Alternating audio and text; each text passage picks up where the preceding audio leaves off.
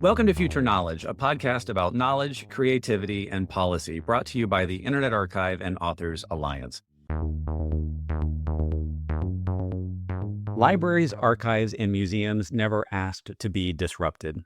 Yet for years, outside forces, consultants, tech companies, market pressures have pushed them, us, into cycles of constant change that often run counter to our mission. So what if memory institutions stopped being disrupted and started disrupting back? Hi, everyone. I'm Chris Freeland, and I'm a librarian at the Internet Archive. I want to welcome you to today's book talk. Today, we're joined by Trevor Owens, author of After Disruption, A Future for Cultural Memory. In his book, Trevor discusses how disruption has distorted cultural memory and how libraries, archives, and museums can thrive instead by embracing maintenance, repair, and community. Trevor will be in conversation today with author and noted media studies scholar Shannon Mattern. And here to introduce our speakers and set the stage for today's discussion is Dave Hansen, the Executive Director of Authors Alliance. Thanks, Chris. I will admit to you very, very openly, my background is in libraries. I was a librarian at Duke University and at UNC Chapel Hill. And so that gives me a particular joy to introduce this book and this author, because oftentimes I felt, being in a library, that seemed that there were a lot of things, outside forces particularly, where things were being done to us, and ideals and structures imposed on us that didn't really reflect or just didn't quite fit with the kind of big mission, not just of an individual library, but kind of our collective mission as librarians, particularly in a research setting. So I really, really enjoyed this book, and thank you, Trevor, for writing it. So I have a few introductions to make. The first is I want to introduce Shannon Mattern, who will be our interlocutor. She will be asking Trevor some questions and moderating the conversation. So Shannon is a director of creative research at the Metropolitan New York Library Council, which is a state-founded, member-supported nonprofit network connecting hundreds of libraries and archives. I understand she previously served on its board of directors and as its president. Also really cool, in spring 2025, she was named the Kluge Chair in Modern Culture at the Library of Congress. And if you don't know about those chairs or that center, you should check it out. She is the author of several books: The New Downtown Library, Designing with Communities, Deep Mapping the Media City, Code and Clay, Dirt and Data, 5,000 Years of Urban Media, and also A City is Not a Computer, published by Princeton University Press. So we're really, really pleased to have Shannon here, and we're especially pleased to have Trevor Owens. Trevor is the author of the book for today. He's also the author of several other books and has a very interesting background in a variety of different cultural heritage institutions that I think when you read the book, you'll see how this kind of background and experience plays its way out. So Trevor serves as the first chief research officer of the American Institute of Physics, where he's charged with implementing and leading AIP's new operational unit, AIP Research. He's also a public historian in residence at American University. He's been a faculty member at California's Rare Book School. He was the director of digital services at the Library of Congress for quite a long time, where he oversaw a staff of more than 100 that dealt with collections digitization, metadata management, collections discovery, those kinds of things. And then before that, and I think this is maybe where I met Trevor the first time, was when he was a senior program officer and associate deputy director for libraries at the United States Institute of Museum and Library Services, IMLS, which is a fantastic agency that unfortunately I feel like is fighting for its life at the moment under the current administration, but I hope will be revived and flourishing in the future. So with that, I thank you for indulging me with these introductions, and I am going to hand it over to Shannon and Trevor.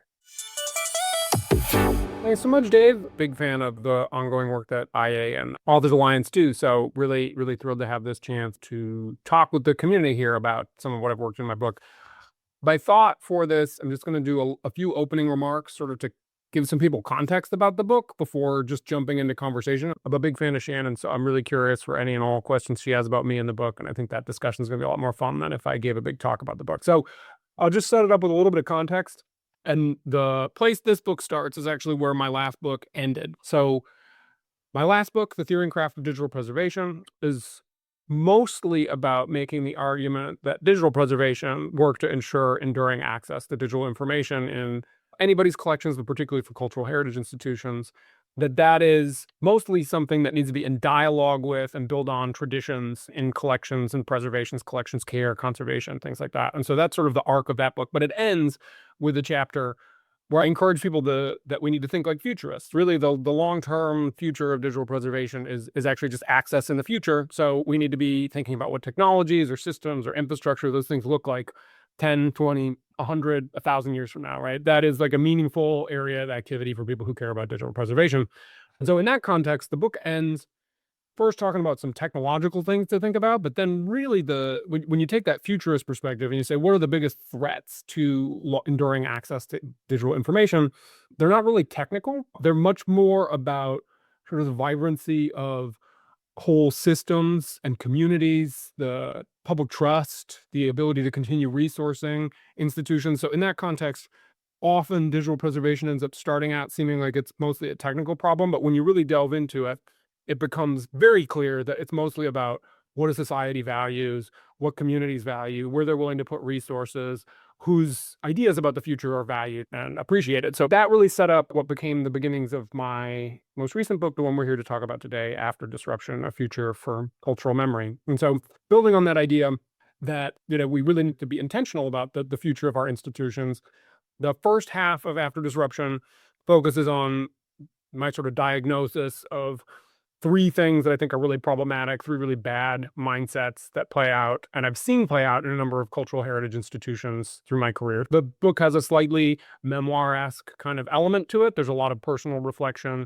over my 2 decades of work growing up in digital humanities and kind of a tech culture space in cultural heritage institutions. So the first half of the book focuses on these three, what I talk about as bankrupt ideas. The first one being a destabilizing rhetorical push for never-ending disruptive innovation. The idea that at any moment there's some new technology. Today it's AI, it was MOOCs, it was any number, it was the web, right? Every one of these successive technologies sort of upends and makes us rethink and question the value of a bunch of core parts of institutions. The second is the distorted way that data-driven decision-making fails to capture nuance and complexity. And so I've got a number of examples on that. And then the third is the deeply problematic way that hustle culture and a push to do more with less makes it harder and harder for institutions to deliver on their key functions. So recognizing that it's not enough to just diagnose problems, I spend the second half of the book really trying to draw out new ways to think about sort of counters to those three things. And so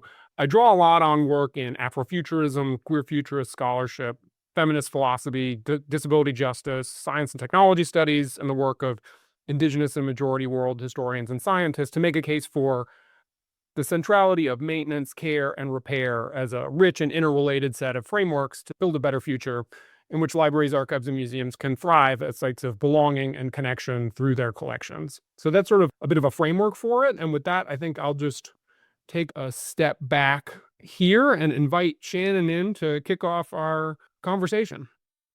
Great. So, hi, everybody. Thank you so much, Trevor, for inviting me to join you. I think we met a little over 10 years ago. You invited me to speak at the Digital Preservation Conference at the Library of Congress a long time ago. Been a great admirer and appreciator of all of your work, your scholarship, and the public service you've done through the various institutions with which you've worked over the past decade plus. In the preparatory discussion for this talk, one of the ways you described yourself, or an alternative way of framing the book, was that it is the memoir, True Confessions of a Former Tech Evangelist. Well, you said half in jest, I think, but there is a lot of self-reflexivity in the book. You do insert and weave into the narrative or the argumentation stories about your own epiphanies, revelations, revisions of your own thinking. So I'm wondering if you could just say a bit about how your own career trajectory, the various institutions, because you have worked with knowledge institutions of various species and stripes throughout your career, how that trajectory is woven into the book and how you went from evangelist to kind of maybe more like cautious skeptic. I'm not sure how you would describe yourself today.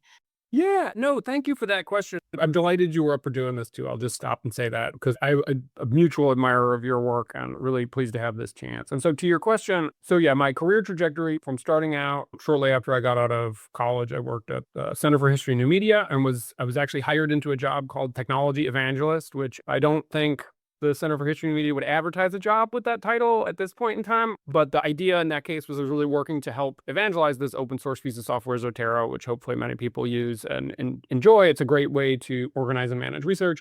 But at the time, a lot of what I then got involved in with sort of that camp, the humanities and technologies camps, and some of these kind of unconference movements, it really did feel like there was this sort of like crusty old set of institutions that just couldn't keep up with the times. I think about things like Dan Cohen, who was an amazing mentor to me at the Center for History and New Media, worked on a book called Hacking the Academy. And one of the premises in it, which I bring up in my book, was sort of like, could Twitter replace academic conference? And at the time, it felt really like liberating. Like, oh, we can kind of like DIY our way into building, more responsive, nimble communities using these technologies. But I think everybody who's just seen what happened to Twitter over that period of time, like it hits very different now than it did then. And so I think part of the book is sort of my journey through understanding why some of that crustiness of the institutions is actually great. A bunch of it is terrible and we need to fix that. But at the same time, there's been really a part of the book in some ways is a celebration of the people who have been doing really smart thinking in institutions of cultural memory about how to be responsive, how to deploy and leverage technology to enhance the missions, but also just seeing how naive a lot of my original thinking was. I think across the board, things that happen in the digital humanities have sort of moved out of some of that naivete into a more sophisticated kind of response. But that's my sort of initial response on your question. I should stop just rambling. No, that's really helpful. In part because I'm hoping that a lot of folks are representing a bunch of different industries and kind of points of intersection into the tech world who are joining us today. So I thought maybe knowing it about the different spheres that you have inhabited might be helpful for people to have a point of entry to the book. It has a lot to offer for everybody in all those different realms. This isn't going to be a short question, but it came up in our conversation. I think it's worth mentioning also. Speaking of institutions, the institution that published your book, there's a way that the form of the book, the way it came into being, the people you worked with embody some of the principles that are central to the argument you're making. So could you maybe say a bit about who you chose to work with and why that matters? Sure. So I'm thrilled that the University of Michigan Press was up for publishing the book and that they were game to make it open access, which I think is just really fantastic. There's many things to appreciate about the University of Michigan, but their libraries are tremendous. And the fact that the press is part of the libraries, I think is a really important sort of underscoring of that relationship between publishing and memory. And I think at some points in the book, I also talk a good bit about how HathiTrust, which is another thing that the University of Michigan played a key role in launching, is I think a great example of what the cultural heritage community can do together when they collaborate and establish shared infrastructure and tools and just the kind of reach they can have. That's great. I'd like to get back to that theme a little bit. But the question I want to ask now is, which might be on top of everyone's mind, a book called After Disruption. What do we make of the fact that the primary operating principle of our current administration, the primary ethos, if they can even be said to have one, is spiteful disruption? We have everything from validating and platforming AI in all realms to the work that Doge has done to various forms of raids, disrupting on all levels, from all fronts, multiple times a day, surprise attacks all over the place. Should we still be thinking about the after in after disruption? Or can we be thinking about how we might try to implement in small, stealthy, local ways some of the principles in your book until we emerge from a larger kind of collective societal space where we maybe can imagine a future outside of this administrative disruption? So how are you thinking about contextualizing your book amidst the widespread kind of full-on frontal attack of disruption that we're all living through right now? Yeah, there's like a slightly funny element of it where it's like, so you made a book called After Disruption. Well, here comes this, right? I don't know. It's not that funny. A big part of the book in the framing is really to draw out the idea that the disruptive move in these cases is almost always ideological, and it has to do with it's rhetorical, and it is sort of brings some very specific kinds of technological determinist thinking with it. So one of the important elements of this is just the book, I think, can be useful in pushing back on some of the rhetoric, because I think particularly, and it's worth just stepping back for AI in particular, to that say that the power and capability of AI technologies is really fascinating, and I think illustrative of power that seems almost magical, which happens with a lot of technologies, but it's very real. And so there's a real things going on with AI, and I think there's a lot of interesting ways that institutions can leverage those technologies. But it is still part of that rhetorical frame to think, oh, we don't need all the people to do all the work that make the institutions work or something like that, right?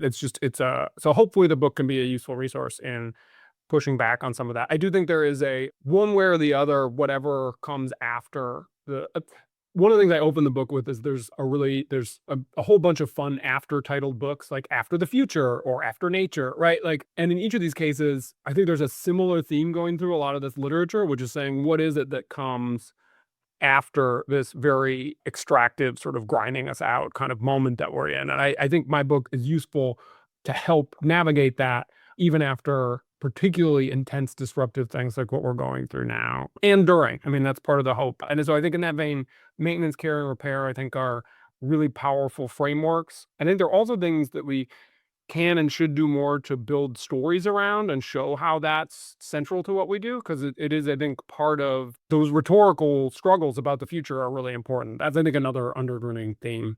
Yeah.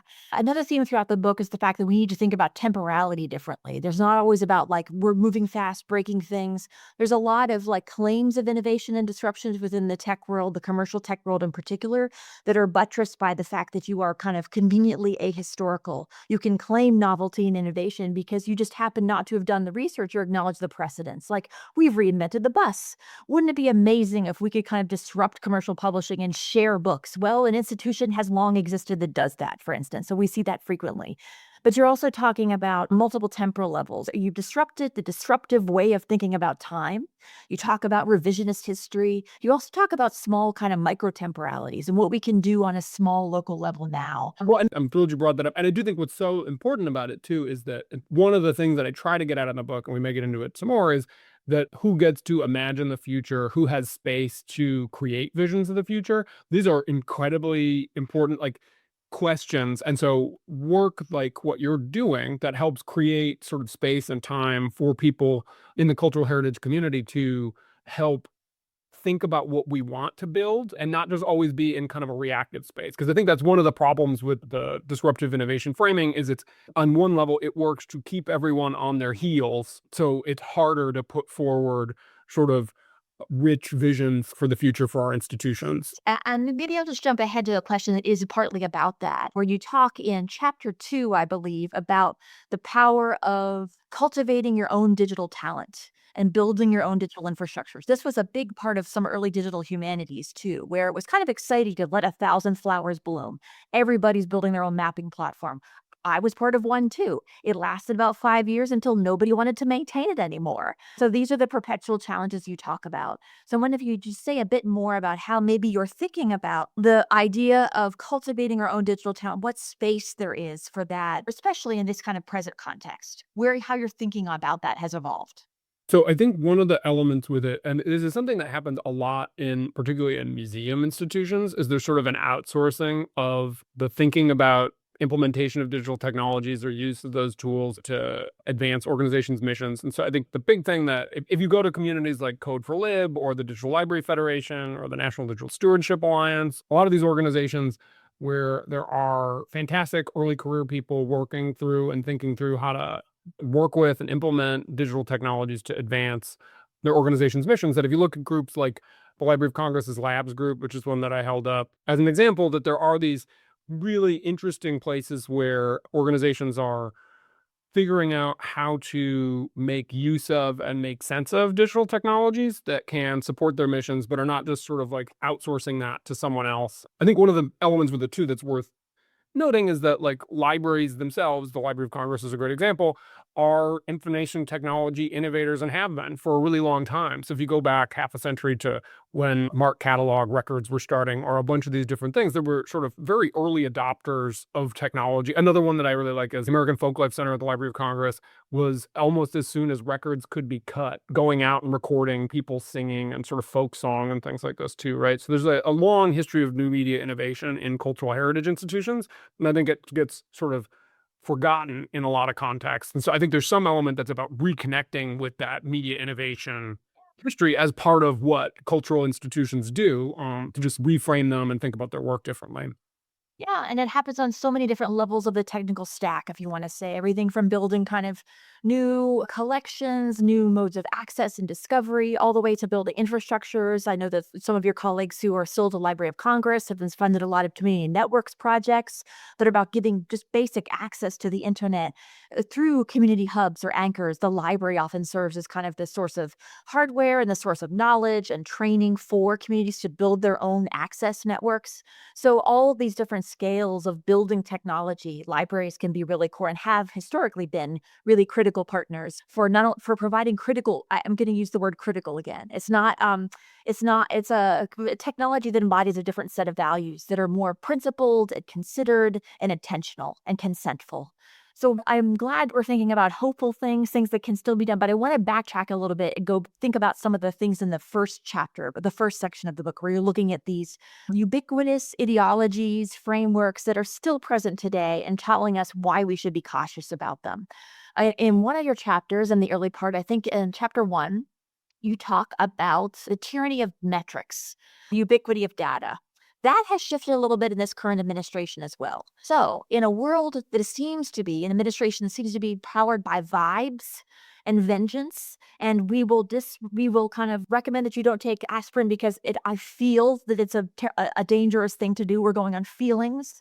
So I'm wondering if you could say a bit more about the tyranny of metrics within this shifting epistemology, political epistemology, where it's like a mix of we will sick the data on something when the impetus is driven by vibes. So you acknowledge in the book that metrics are never just a purely cold, calculated, rational thing. I'm going to look at your framing. There's a theatrics to it. There's a performative nature to it. So I think that we're just in like a new manifestation of that with this current administration, where the metrics are still present, particularly through the prevalence of the chapter of Doge, for instance, but there is a theatricality about it. So I'm wondering if what we're seeing in recent months is just like the next chapter of the arguments you laid out in your chapter about the tyranny of data.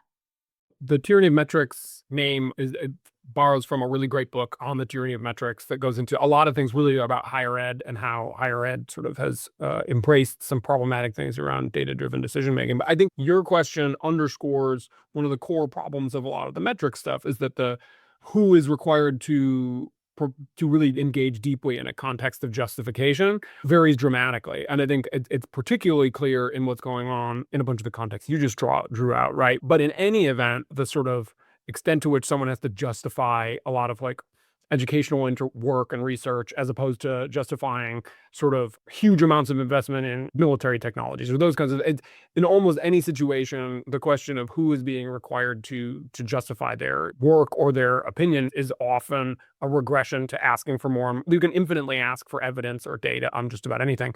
Now, with that said, I also think that the tyranny of metrics thing is very real, but at the same time, the sort of world of facts and what is true, sort of authoritative data and the ability to ground arguments in that, I think is hugely important. And I think we're still seeing that today. So that there is the sort of ability of our communities to mobilize facts and information and broadly share them to build consensus and get people to advocate for things that we really hold dear, I think remains very important. And just to pick up on one of the last kind of set of arguments you make in the first chapter, we're talking about the dangers of disruption, the disillusionment from disruptive proposals and ideologies. We talk about the tyranny of metrics.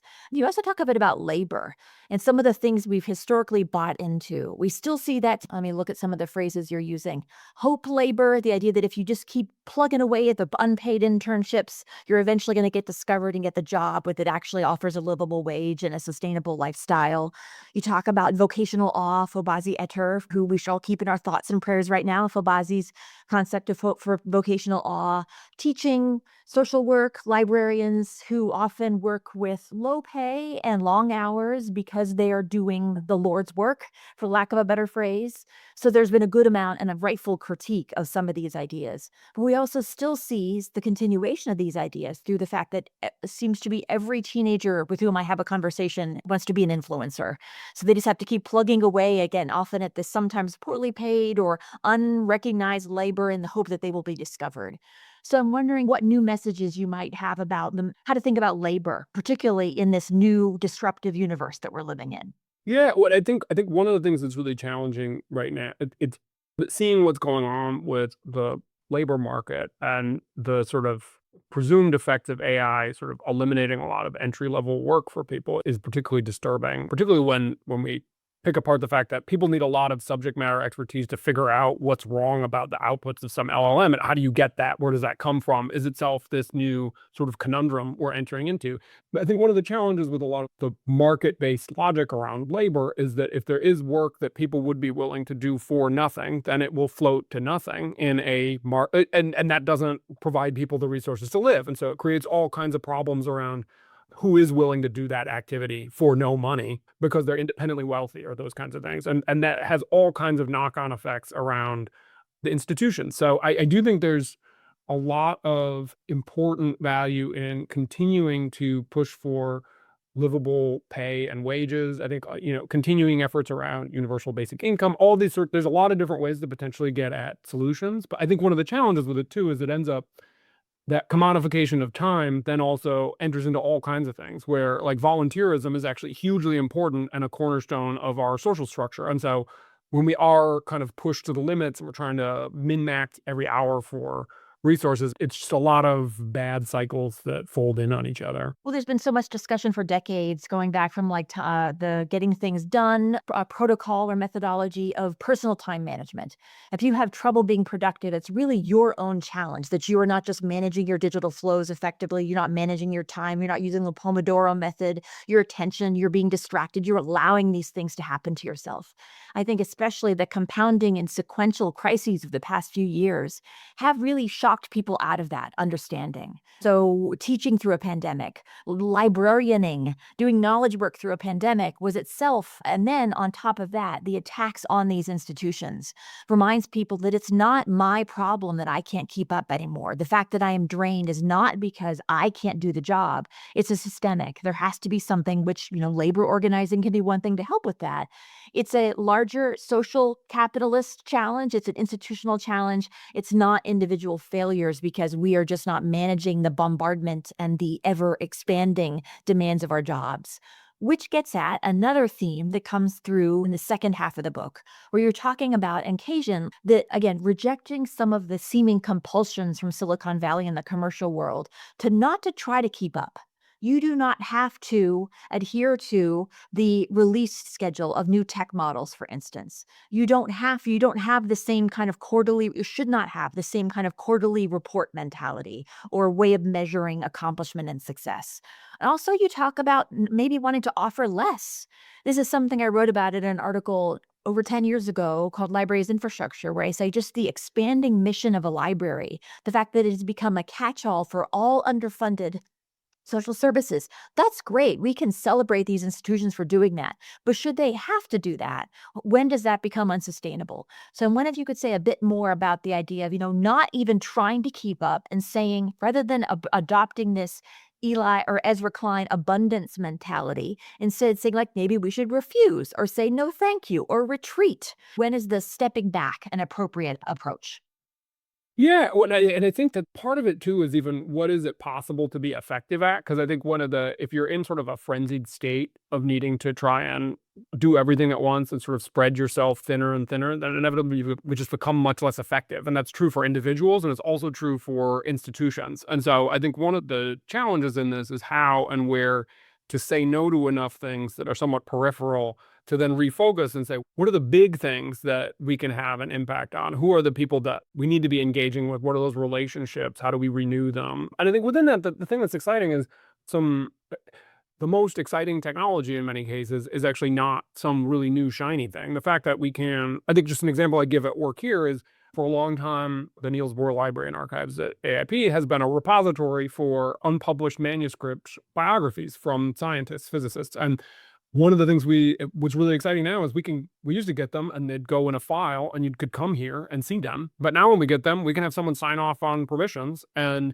instantly be making them openly available to everyone in the world because of the web. And the web in that case just is this now sort of almost boring, ubiquitous technology, right? HTTP, the ability to remotely get access to files, but it is actually still transformative in terms of what we can do with someone's memory, someone's story. And so I think there's this element there too of when we do sort of hold back the fray enough to think about what we're really trying to do, who it matters to, what those relationships are, that there's still tremendous power from these technologies. It's just the real challenge is and particularly feel for public libraries because that's such a, I mean, the sort of city and municipal functions are particularly strained. So I don't necessarily, I wouldn't posit to claim that I have answers for public libraries, but other than to say that I hopefully me and other people saying, be very cautious about how many sort of social functions you take on based on the resources you have, because the resource otherwise it'll just grind people to a nub and then you're not going to be able to do anything.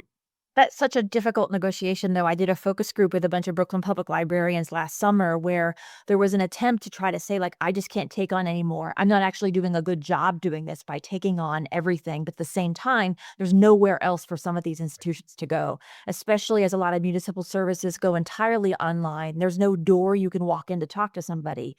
So to get access, to get tech help, it often, in many cases, the municipal services actually refer patrons, customers, whatever they call them, to the library for tech help. So it's really hard to say no in cases. This is a conundrum that really requires systemic reconsideration for the after disruption. Hopefully we'll get there soon. So my last question, I had two, but I'm just going to try to wrap them up into one, even though it's really big, and then we'll open it up to everybody else. You talk a lot about different temporal and spatial scales of engagement with these considerations. So we talk about concentric rings of care. So you care about yourself so that you can be a good caretaker for others, of your collection materials, of the repositories you're managing and maintaining, of the institutions of the democracy that necessitates and supports these things.